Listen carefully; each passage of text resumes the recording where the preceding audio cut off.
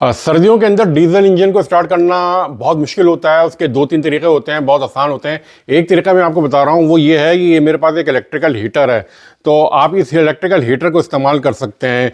ये 200 वाट का जो है ना इलेक्ट्रिकल हीटर, और ये मैग्नेटिक होता है। मैग्नेट से मतलब होता है इसके अंदर ये दो है ना मैग्नेट लगा हुआ है, और इसको हम जब किसी जगह पे लगाते हैं तो ये इस तरह चिपक जाता है पूरा।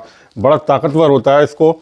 और ये जो है आम तौर पे जो है ना आपकी गाड़ी के इंजन को गर्म कर देता है, तो आप स्टार्ट बड़े आराम से कर सकते हैं डीजल इंजन। तो हम क्या करते हैं कि इस हीटर को, ये जो इंजन है इसके ब्लॉक के अंदर जो है ना चिपका देते हैं, नीचे ले जाके जो है ना इंजन ब्लॉक के ऊपर हम इसको यूँ करके चिपका देते हैं। और ये जो प्लग है, इलेक्ट्रिकल प्लग होता है, ये हम जो है यहाँ से निकाल देते हैं।